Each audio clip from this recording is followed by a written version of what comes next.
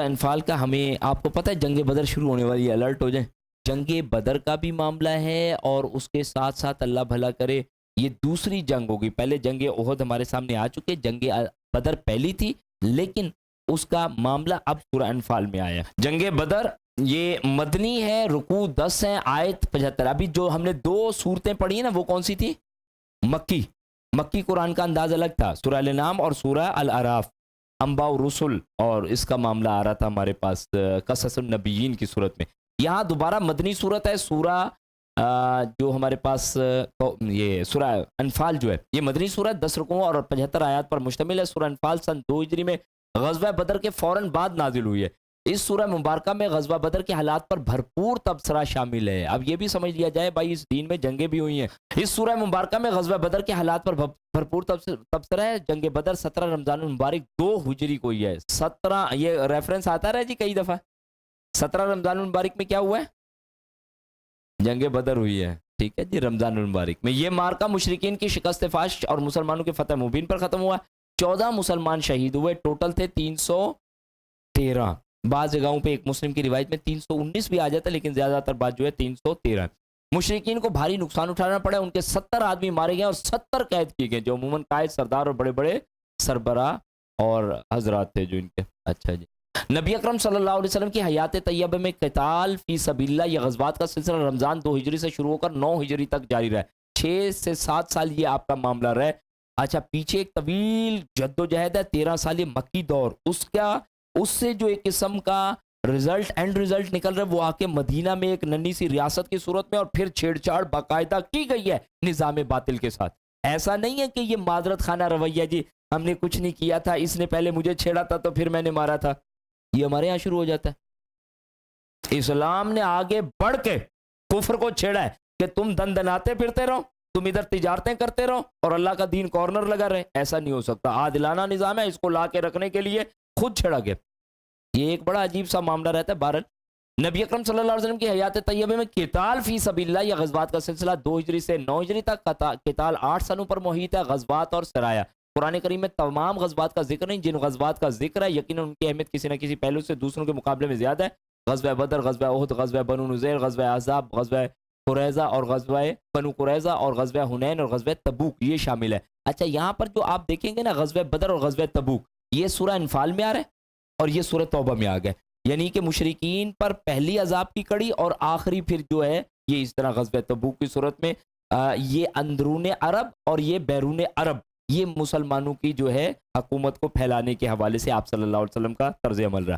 قرآن حکیم میں غزوہ بدر کا ذکر سورہ انفال میں. یہ پوری صورت ایک نہایت مربوط خطبے کی حیثیت سے بیک وقت نازل ہوئی ہے. اس کے اول و آخر کے درمیان میں ایک بڑا گہرا اور منطقی اور مانوی ربط ہے.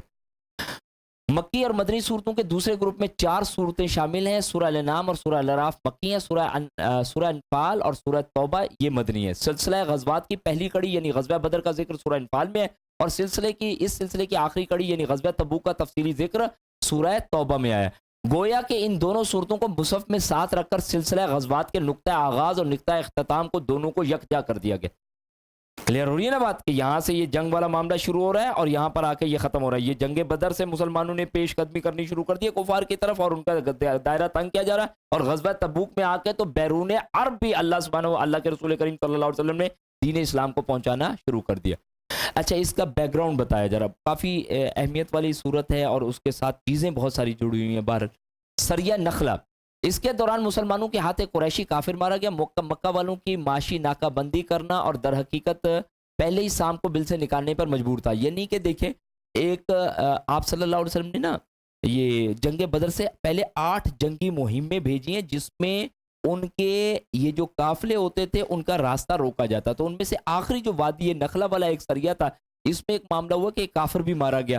اچھا، ابو سفیان ادھر سے کوئی قافلہ لے کے آ رہے ہیں. اب اس کے حوالے سے یعنی کہ وہ یہ کہہ رہے ہیں مشرکین کہ مسلمانوں کی اتنی ہمت بڑھ گئی ہے کہ پہلے تو یہ ہم نے انہیں یہاں سے نکالا، اب یہ ہمارے ان تجارتی قافلوں کو آگے ہاتھ ڈال رہے ہیں. اس کے اعتبار سے یہ کہہ رہے ہیں کہ حقیقت پہلے ہی شام کو بل سے نکالنے پر مجبور کر دینے کے مترادف تھا.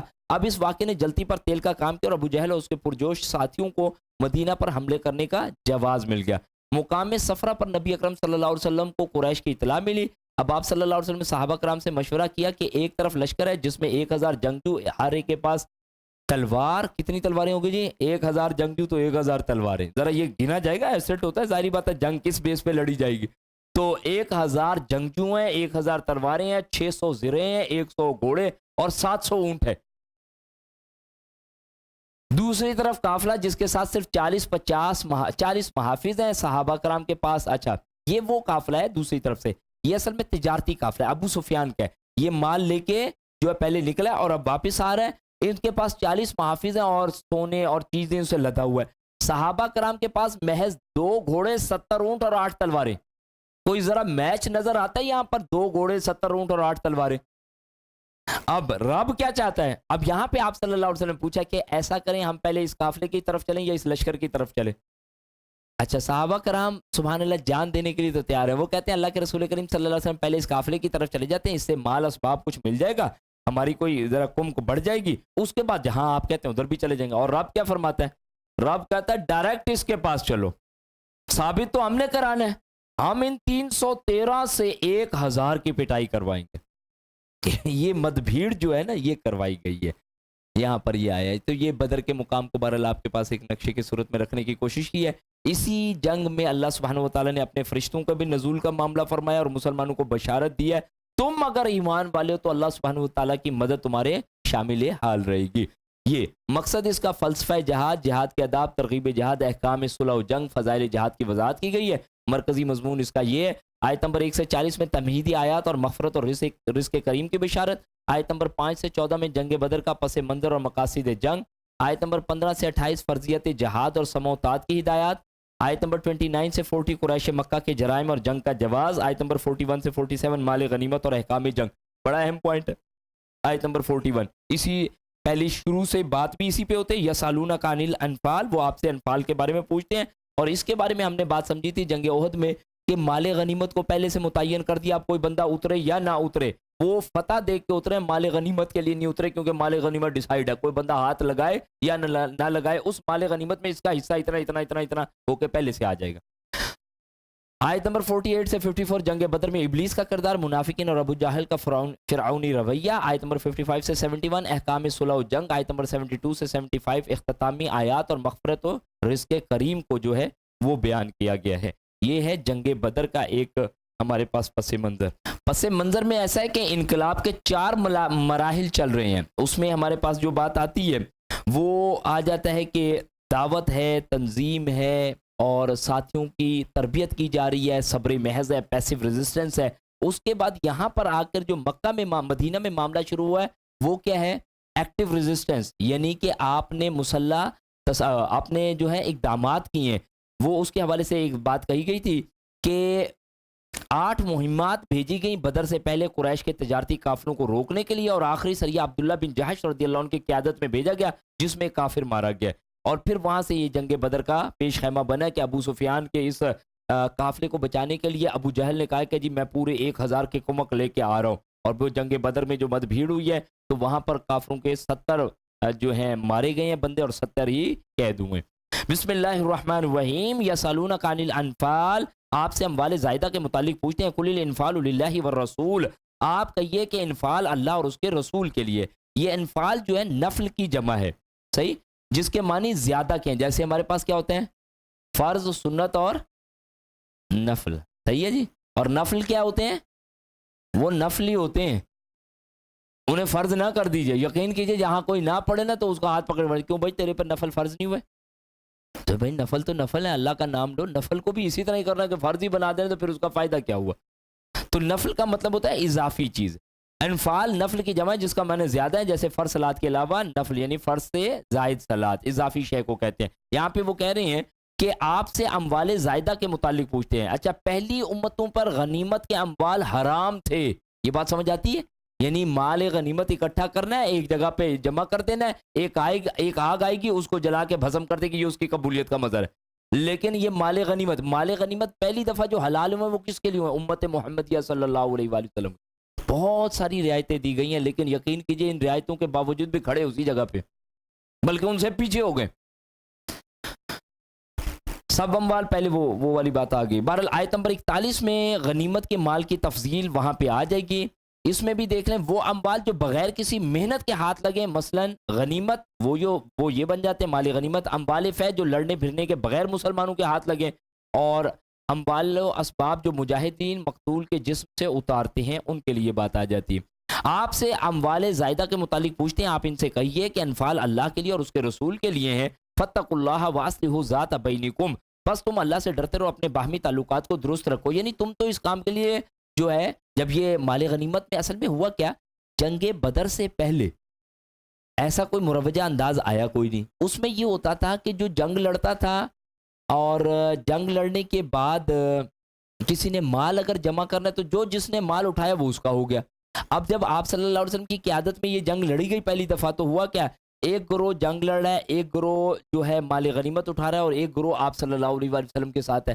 اب جو باقی جو دو گروہ ہیں، جو کہ ایک تو جنگ لڑتا ہوا بھگا رہا ہے دشمن کو، اور ایک آپ صلی اللہ علیہ وسلم کے ساتھ اگر کھڑا ہے، تو ایک نے مال اکٹھا کیا. اب جس نے مال اکٹھا کیا سارا اس کا ہو گیا، باقی دو کا کیا قصور تھا.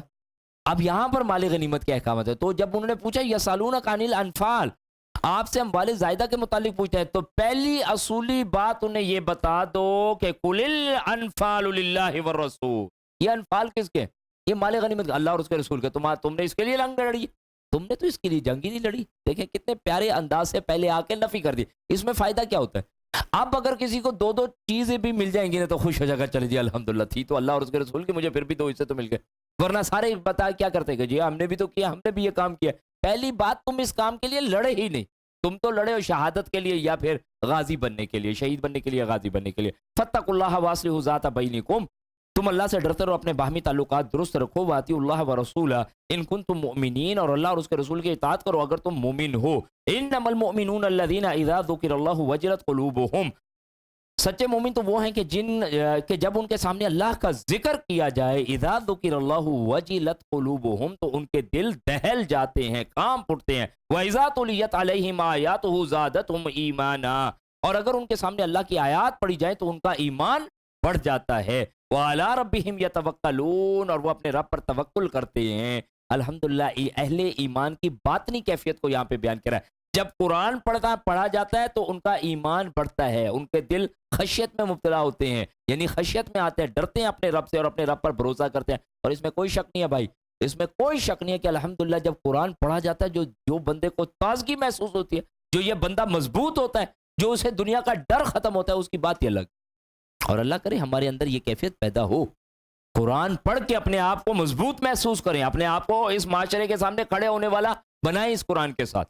فرمایا کہ انما المؤمنون الذین اذا ذکر اللہ وجلت قلوبہم واذا تلیت علیہم آیاتہ زادتہم ایمانا وعلی ربہم یتوکلون الذین یقیمون الصلاۃ ومما رزقناہم ینفقون. اہل ایمان کی خصوصیات کو بیان کیا جا رہا ہے، جو نماز قائم کرتے ہیں اور جو کچھ مال و دولت ہم نے انہیں دے رکھا ہے اس میں سے خرچ کرتے ہیں. اولئک هم المؤمنون حقا، یہی تو سچے مومن ہیں. لہم درجات عند ربہم ومغفرۃ ورزق کریم، ان کے لیے ان کے رب کے ہاں درجات ہے، بخشش اور عزت کا رزق ہے. اللہ تو ہمیں ایمان والوں میں سے فرما دے. کما اخرجک ربک من بیتک بالحق، جیسے کہ آپ کے رب نے آپ کو گھر سے حق کام کے لیے نکالا. وَإِنَّ فَرِيقًا مِّنَ الْمُؤْمِنِينَ لَكَارِهُونَ، حالانکہ مومنوں کا ایک گروہ اسے پسند نہیں کرتا تھا. يُجَادِلُونَكَ فِي الْحَقِّ بَعْدَ مَا تَبَيَّنَ، وہ آپ سے حق کے بارے میں جھگڑا کرتے تھے. کَأَنَّمَا يُسَاقُونَ إِلَى الْمَوْتِ وَهُمْ يَنظُرُونَ، حالانکہ حق ظاہر ہو چکا تھا اور ان کی حالت ایسی تھی کہ جیسے وہ موت کی طرف ہانکے جا رہے ہوں اور آنکھوں سے دیکھ رہے ہوں. یہ بات میں نے ابھی آپ سے عرض کی نا کہ مسلمانوں کا کوئی لڑائی والے انداز سے ابھی کوئی نکلے نہیں، 313 بندے کل ہیں، اور اب یہ کہہ دیا گیا کہ آپ ابو سفیان والا گروہ چھوڑ دیں. اللہ سبحانہ وتعالیٰ کا 1000 والے لشکر کیل کانٹے کے ساتھ لیس اس کے ساتھ ٹکرانا ہے. تو اب بظاہر ایسے لگ رہا ہے جیسے موت کی طرف ہانکے جا رہے ہیں، لیکن بہرحال لبیک اللہم لبیک کہہ کے وہ اس موت کے لیے بھی نکل گئے.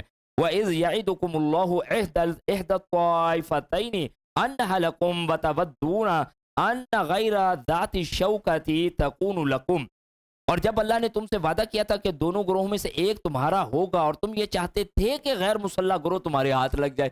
اللہ نے کہا دونوں میں سے کوئی ایک گروہ دے دوں گا، یا ابو جہل والا یا ابو سفیان والا. لیکن تم کیا چاہتے تھے کہ جی پہلے ابو سفیان کی طرف چلے جائیں، ادھر سے مال شال مل جائے، پھر ابو جہل کی طرف چلے جائیں گے. فرمایا گا یرید اللہ ان یحق الحق بکلماتی، جبکہ اللہ یہ چاہتا ہے کہ اپنے ارشادات سے حق کو حق کر دکھائے. اور حق کو حق کیسے کرنا تھا؟ یعنی دیکھیں نا 313-40 والے محافظ کو لوٹ لیا، اس بات کو ہم ہائی لائٹ کر سکتے تھے؟ یہ تو بلکہ ایسے اندر سے یہ زیادتی کیا، ان کو تھوڑا سا ہاتھ کوئی بندے تو دے دیتے. مزہ کب آتا ہے؟ حق کو حق کا ثابت کرنا. 313 اور 1000 یہ مت بھیڑ سمجھ آئیے. تو فرمایا گیا وَيُرِيدُ اللَّهُ أَن يُحِقَّ الْحَقَّ بِكَلِمَاتِهِ وَيَقْطَعَ دَابِرَ الْكَافِرِينَ. اللہ اپنے ارشادات کو حق کر دکھائے اور کافروں کی جڑ کاٹ دے. لِيُحِقَّ الْحَقَّ وَيُبْطِلَ الْبَاطِلَ وَلَوْ كَرِهَ الْمُجْرِمُونَ، تاکہ اللہ حق کو حق کر دکھائے اور باطل کو مٹا دے، خواہ یہ مجرموں کو ناگوار گزرے. اذ تستغیثون ربکم فاستجاب لکم انی ممدکم بألف من الملائکۃ مردفین. اور جب تم اپنے رب سے فریاد کر رہے تھے تو اللہ نے تمہیں جواب دیا کہ میں 1000 فرشتے تمہاری مدد کو بھیج رہا ہوں. وَمَا جَعَلَهُ اللَّهُ إِلَّا بُشْرَى وَلِتَطْمَئِنَّ بِهِ قُلُوبُكُمْ. یہ بات اللہ نے تمہیں صرف اس لیے بتا دی کہ تم خوش ہو جاؤ، تمہارے دل مطمئن ہو جائیں. وَمَن نَّصْرُ إِلَّا مِنْ عِنْدِ اللَّهِ، ورنہ مدد تو جب بھی ہو اللہ ہی کی طرف سے ہوتی ہے. ان اللہ عزیز حکیم، اللہ یقیناً زبردست اور حکمت والا ہے. کہیں ہم انشاءاللہ تعالی یہود کے حوالے سے چل کے پڑھیں گے، فرشتے نازل کرنے کی بھی ضرورت نہیں ہے، صرف دلوں میں روب ڈال دیا جاتا ہے، اپنے گھر بار چیزیں اکھیڑ اور خود ہی علاقہ بدر ہونے کے لیے تیار ہو جاتے ہیں.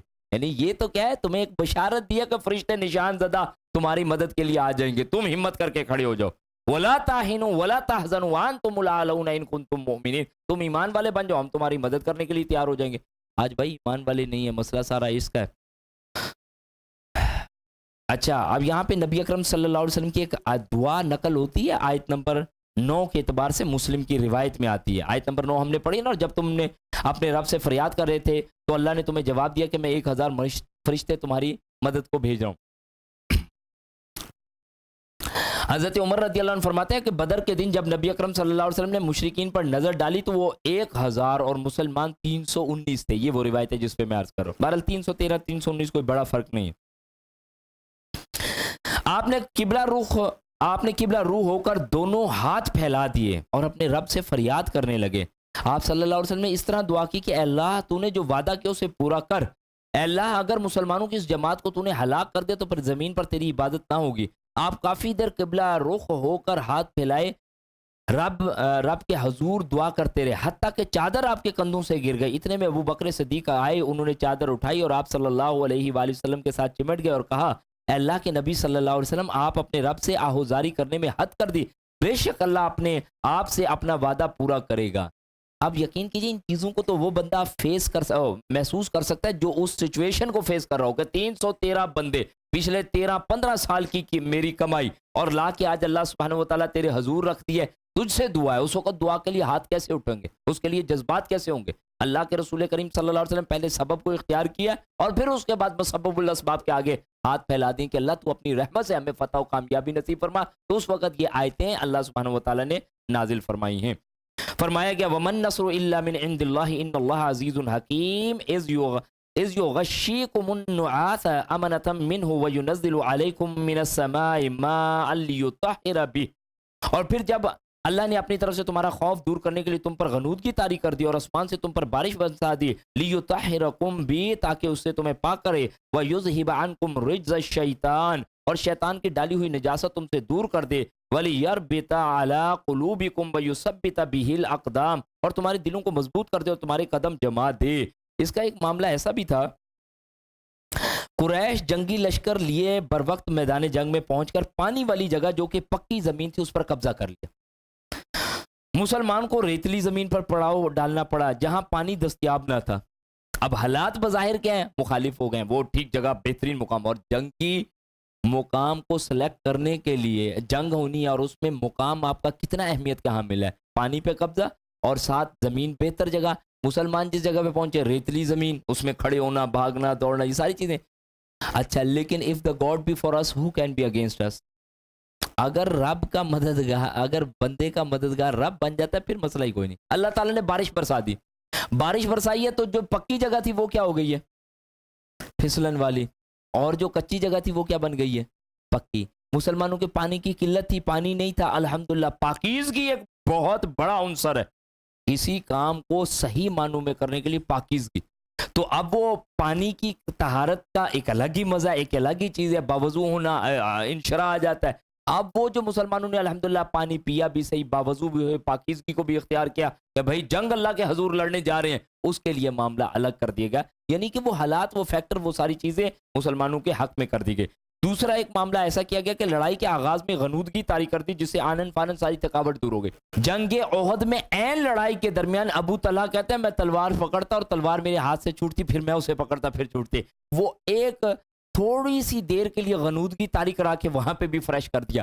پھر بات عرض کروں گا کہ جب اللہ مددگار ہوتا ہے پھر بندے کے لیے ہر چیز اس کے حق میں بنتی چلی جاتی ہے، اور جب رب کو ناراض کیے بیٹھا ہوتا ہے تو پورے وسائل لے کے بھی، جیسے آج اسلامی جمہوریہ پاکستان اور ہم جیسے 96% ملک ہے، حال دیکھ لیں آپ، کسی جگہ پہ عزت نہیں ہے ہماری، تب بھی کچھ نہیں ہوگا. اگر رب نہیں ساتھ تو پھر تو کچھ نہیں ہو سکتا. اذ یوحی ربک الی الملائکۃ انی معکم فثبتوا الذین آمنوا سألقی فی قلوب الذین کفروا الرعب فاضربوا فوق الاعناق واضربوا منہم کل بنان. جب آپ کا رب فرشتوں کو حکم دے رہا تھا کہ میں تمہارے ساتھ ہوں، لہٰذا مسلمانوں کے قدم جمائے رکھو، میں ابھی ان کافروں کے دلوں میں رعب ڈال دوں گا، پس تم ان کی گردنوں اور ہر جوڑ پر ضربیں لگاؤ. ذالک بانہم شاقوا اللہ ورسولہ، یہ اس لیے تھا کہ انہوں نے اللہ اور اس کے رسول کی مخالفت کی تھی. ومن یشاقق اللہ ورسولہ فإن اللہ شدید العقاب، اور جو اللہ اور اس کے رسول کی مخالفت کرے گا تو اللہ ایسے لوگوں کو شدید سزا دینے والا ہے. اس میں ایک معاملہ یہ تھا کہ ایک مسلمان ایک کافر کا تعاقب کر رہا تھا، اوپر سے ایک کوڑے کی آواز آئی اور سوار کو بھی آواز آئی، اور وہ سوار کہہ رہا تھا کہ چیزوم، یہ غالباً اس گھوڑے کا نام تھا، کہ آگے بڑھ. اتنے میں مسلمان نے دیکھا کہ وہ کافر اس کے آگے چت پڑا ہوا، اس کی ناک پر نشان تھا اور اس کا سر پھٹ گیا تھا، گویا کسی نے کوڑا مارا اور پھر اس کا سارا جسم سبز ہو گیا. وہ انصاری نبی اکرم صلی اللہ علیہ وسلم کے پاس آیا اور سارا ماجرا بیان کیا. آپ صلی اللہ علیہ وسلم نے فرمایا تم سچ کہتے ہو، یہ فرشتہ تیسرے آسمان سے مدد کے لیے آیا. ٹھیک ہے جی، اللہ نے اپنے فرشتے بھیجے اس جنگ میں، تو فضائے بدر پیدا کر، ہے نا. یہ فضائے بدر اور بدر والے بندے آج بھی ڈٹو یہ کام ہو سکتے ہیں. اچھا، اور دوسری بات چھوڑ دیجئے، کچھ لوگ ایسے ہیں جو واقعتاً اللہ کی راہ میں جانے قربان کرتے پھر رہے ہیں، انہیں تو اس کے ذائقے آج بھی ملتے. اللہ فضل فرمائے. آپ کیا کریں، ہم جیسے مادہ پرستی والے لوگ جنہوں نے 4 دن اپنے اچھے گزارنے اس دنیا میں، اور اس کے لیے توجیحات ہیں اور اس کے لیے باتیں ہیں اور اس کے لیے بعض جگہوں پہ علمی دلائل ہیں اور فلانا اور امپار لگا ہوا، چھوڑ دیجئے، ہمیں 4 دن گزارنے، معذرت کے میں آپ کے ساتھ 4 دن گزارنے، بس صرف یہ. اللہ کے دین کی سربلندی کے لیے بالفعل کھڑا بھی ہوا جائے گا، اس سے انکار کوئی نہیں، کچھ بھی کر دیں آپ، کچھ بھی کر دیں، انکار کوئی نہیں. لیکن یہ ایک اور بے حسی ہے. بہر اس میں توازن کی بھی ضرورت ہے بڑی زبردست، کہ اللہ کے رسول کریم صلی اللہ علیہ وسلم کے پیٹرن کو صحیح انداز سے دیکھا جائے، منہج طریقے کو صحیح انداز سے لایا جائے. بہرحال یہ چیز ہے صحیح. ہم نے پیچھے ایک روایت پڑھی تھی، آپ صلی اللہ علیہ وسلم فرماتے ہیں میرا دل چاہتا ہے کہ میں اللہ کی راہ میں قتل کر دیا جو زندہ کیا، سما ہو یا سما اقتل، سما ہو یا سما اقتل، سما ہو یا سما اقتل. یہ کام تو ہے صحیح، سے انکار کوئی نہیں. تو فرمایا گیا ذالک فذوقوہ وان للکافرین عذاب النار، اور کافروں سے فرمایا یہ عذاب تو اب چکھو اور کافروں کو جہنم کا عذاب ہوگا. یا ایھا الذین آمنوا اذا لقیتم الذین کفروا زحفا، اور اے ایمان والو جب میدان جنگ میں تمہارا کافروں سے مقابلہ ہو تو تم کبھی پیٹھ نہ پھیرنا، فلا تولوہم الادبار، تو کبھی پیٹھ نہ پھیرنا. اجتنبوا سبع الموبقات، 7 ہلاک کرنے والے گناہوں سے بچو. اور اس میں ایک میں فرمایا گیا وتولی یوم الزحف، کہ جنگ والے دن، دشمن سے مدبھیڑ والے دن بندہ پیٹھ دکھا کے بھاگ آئے، بہت بڑا جرم ہے. اللہ سے عافیت مانگو، لیکن اگر مقابلہ ہو جائے دشمن سے تو پھر کیا کرو؟ پھر کافر تمہاری یا مشرک تمہاری یا دشمن تمہاری کمر نہ دیکھے. جناب کیا کریں، اللہ ہی ہم پر رحم فرمائے. میں نے پہلے بھی پتہ نہیں عرض کیا، اسرائیل کی عورتیں بھی کیا کرتی ہیں، یہ جنگی ٹریننگ لیتی ہیں، اور بھی ہیں لیکن ابھی فی الحال صرف اسرائیل کی ذکر کی ہے. جنگی ٹریننگ اسرائیل لازم ہے ان کے باشندوں پہ کہ لو بھائی تم جنگی ٹریننگ. اور ہمارے لیے کیا ہے، وہ میں بھی اسی کی مثال رکھتا ہوں بھائی، کہ این سی سی کی 10 سال کے بعد ایک دفعہ بندوق کی شکل دیکھنے کی مل جاتی تھی اور پکڑنے کی ایک فضیلت حاصل ہو جاتی تھی. اور بندہ مومن تو ہے ہی مجاہد، یہ تو جڑا ہونا چاہیے، اور وہ بھی چھین لی گئی ہے. وہ بھی ضرورت نہیں، اس قوم کو ایسے مارو کہ بس تصور سے باہر. ان کے نوجوانوں کو پٹی پہ لگا دو. آپ یقین کیجئے جب ہم رات کو 2-2:30 بجے اللہ کی رحمت سے جا رہے ہوتے ہیں تو وہ لڑکے 22 سال 25 سال 30 سال کے آدمی مسٹنڈے وہ کھڑے پٹی کھیل رہے ہیں یہ روڈ پہ. یہ ہے آج نوجوان کو ہم نے یہ موبائل دے دیا, بس اس پہ غرق رہے تو سارا دن فیس بک پہ. اس نے کرکٹ بھی کھیلنی ہے تو اب کون سی کھیلنی ہے, وہ بھی اس پہ بیٹھی ہوئی کھیلنی ہے کرکٹ. میں اس کے حق میں نہیں ہوں کہ دوسری کھیلا کریں آپ, اس کا مطلب ہے کہ دوسری کھیلیں. میں صرف مفلوج کر دینا. ان بیچاروں کی پینٹیں نہ ٹکیں, نماز پڑھنے آتے ہیں اور پینٹیں ان کی ہپ سے نیچے ہوتی. ذلت والے انداز ہیں یقین کیجیے. یہ گزارش کروں گا اپنے نوجوانوں سے کہ بھائی جینز پہننی بھی ہے تو ایسی پہنے جس میں باڈی پارٹس آپ کے نظر نہ آئیں, بیگی ہو کھلی ہو, اور دوسرا وہ سطر کو ڈھانپے, اور تیسرا یہ وہ ٹخنوں سے اوپر ہو, اور بندہ مومن اپنا سٹائل دے. اس کو آج پتہ نہیں کیا بیماری پڑی ہوئی, آدھا سر پہ بال ہے اور آدھے پہ آدھا بالکل صاف اور آدھے پہ بال. آپ بلیو کیجئے دن میں بندہ دیکھ کے ڈر جاتا ہے, اگر اس کو رات میں دیکھے گا تو کیا ہوگا. اب نوجوان کو کیا طرز عمل دیا, کیا رخ دیے, اس کو کس بات پہ لگا دیا, یہ اچھا اس میں والدین کا بھی قصور ہے. انہیں دکھاتے کیا ہیں, جو دکھاتے ہیں وہی کریں گے. انہوں نے گانے ناچنے والوں کو دیکھا ہے, بندے پہنتے وہ بہنوں کے بندے اٹھا, بہنوں نے بیچاروں نے گھروں میں چیزیں رکھنا چھوڑ دی کہ بھائی لے جاتا ہے. کبھی یہ بریسلیٹ لے گیا ہے, کبھی یہ لے گیا ہے, کبھی پونی اٹھا گیا اس کی, کپڑے میچنگ والے آ گئے ہیں. یہ نوجوان آج کھڑا ہو کے لڑے گا اللہ کے دین کے لیے, اسے تو مفلوج کر دیا بھائی. کھانا پینا, میں نے آپ سے عرض کیا نا کہ اگر اسے قلم دے دیں تو بلیو کیجئے قلم کے ساتھ ہی گر جائیے. اتنا بڑی بوجھ کون اٹھائے گا بھائی. مجھ سے تو SMS کراؤ, مجھ سے تو انگلیاں اس طرح چلاؤ تم بس. وہ تو موٹر بائک پہ رانگ سائڈ آتے ہوئے رات کے وقت لائٹ نہیں ہے تب بھی موبائل پہ میسج کرتا ہوا آ رہا ہے, اس پہ چلے گا. یہ ہے اس کے لیے کام. آج اللہ کے دین کے محافظ, ظاہرہ کسی قوم کو ختم کرنا ہے, اس کے نوجوانوں کو ختم کرتے ہیں. وہی بات اللہ فضل پر. ادھر کون ہے, غلام عبداللہ بن مسعود رضی اللہ عنہ, بلال رضی اللہ عنہ, موسیٰ بن عمیر, علی رضی اللہ عنہ, کون لوگ کھڑے اس دین کے مجاہدین کا کیا کر دیا. ہیری پوٹر انہیں دکھائے, انہیں کارٹون دکھائے, سپرمین دکھائے. یہ چیزیں آج یہ کون سا ہے جی وہ بدبخت وہ کارٹون والا, وہ انڈین کارٹون جو بھیم کیا کر کے آتا ہے, چھوٹا بھیم اور بڑا بھیم, اور چھوٹا بھیم اور بڑے بھیم کو چھوڑ دے. ان کی ماؤں کا کیا کریں جو کہ کینڈی کرش کھیل رہی ہوتی ہیں بیٹھی. یقین کیجئے ہم پڑھ جنگ رہے ہیں, حالتیں ہماری ایسی ہیں, کیا کریں گے کیسے. ہمارے پڑھنا ہم نے قرآن ہے, دین ہمیں اچھا لگتا ہے, انداز ہمارے ایسے ہیں کہ جو دنیا میں ڈوبے پڑے ہو, ختم ہوئے پڑے ہو, اور چاہیے ہمیں جنت الفردوس. واہ مسلمان تیری خواہش ہے, کیا بات ہے بھائی, کیا بات. تو اللہ کرے کہ یہ صحیح رخ دیکھیں, اپنے دین کے لیے کھڑا ہوں. اور آج جتنی اس کی ضرورت ہے ہم تصور نہیں کر سکتے. بدا الاسلام غریبا وسیعود کما بدا غریبا فتوبى للغرباء. دین اسلام اجنبی تھا, پھر کیا اللہ کے رسول کریم صلی اللہ علیہ وسلم, صحابہ کرام اور سلف صالحین کی کیسی پیاری پیاری کوششیں ہیں, کیسی پیاری محنتیں ہیں. اللہ کی رحمت سے دین کیا آب و تاب سے نکلا, ایک مدت تک چلتا رہا. یقین کیجئے آج دوبارہ آ کے پھر اجنبی. فتوبى للغرباء, بشارت ہے اس وقت اس دین کے لیے اجنبی ہو جانے والوں کی. اب بلیو کیجئے آج برا لگتا ہے نا ٹخنوں سے کپڑا, آپ کے کپڑے ٹخنے سے اوپر. کیوں؟ میں محمد رسول اللہ صلی اللہ علیہ وسلم کو فالو کرتا ہوں, اور آپ یقین کیجئے اسی سٹائل میں جو آپ کو کشش ملے گی وہ سوچ نہیں سکتے. ہمارا طریقہ کار کیا ہو, ابایا, بہترین ابایا, وہ کوئی باڈی پارٹس کو نہیں شو کر رہا ہو, وہ کوئی اٹریکٹ نہیں کر رہا ہو, بہترین شرم و حیا والی عورتیں ہماری ہوں. الحمدللہ ہماری تہذیب ہے, یہ ہماری نشانی ہے, یہ ہماری پہچان ہے. ہم رکھیں, ہم پاگل جانوروں کی طرح کھانوں پہ نہیں گر پڑتے. ہم لوگ بامقصد لوگ ہیں. ہم الحمدللہ دوسروں کی محنت اور دوسروں کے لیے غمخوار اور بہترین لوگ, نفع بخش بن کے کھڑے ہونے. ہماری اپنی کوئی پہچان ہو نا بھائی. اس وقت تو یقین کریے کھوئے ہوئے ہیں, پتہ ہی کوئی نہیں. مغربی تہذیب ہے, مغربی انداز ہے, معاملات ہیں, سوچ ہیں, افکار ہیں, گھر ہیں, ہمارے سارے اسی ریلے میں آئے ہوئے ہیں. اللہ کی کتاب پڑھتے ہیں تو اللہ کی کتاب کے قریب آ جائے, محمد کریم صلی اللہ علیہ وسلم کے قدموں میں آ کے گرے. چیز وہ لیں جس پہ اللہ اور اس کے رسول کا ٹھپا ہمیں ملے, باقی اور چیزیں چھوڑتے ہیں. انشاءاللہ تعالی اللہ نے چاہے اس دنیا میں بھی کامیاب ہو جائیں گے, آخر میں بھی کامیاب ہو جائیں گے. بس اس آیت کو مکمل کرنے کے بعد پورا کرتے ہیں. فرمایا گیا ایمان والو, جب میدان جنگ میں تمہارا کافروں سے مقابلہ ہو تو کبھی پیٹھ نہ پھیرنا. انشاءاللہ بس اسی آیت تک رکھیں گے. میں آپ سے گزارش کروں گا کہ اللہ تعالیٰ مجھے بھی آپ کو بھی بہترین استقامت نصیب.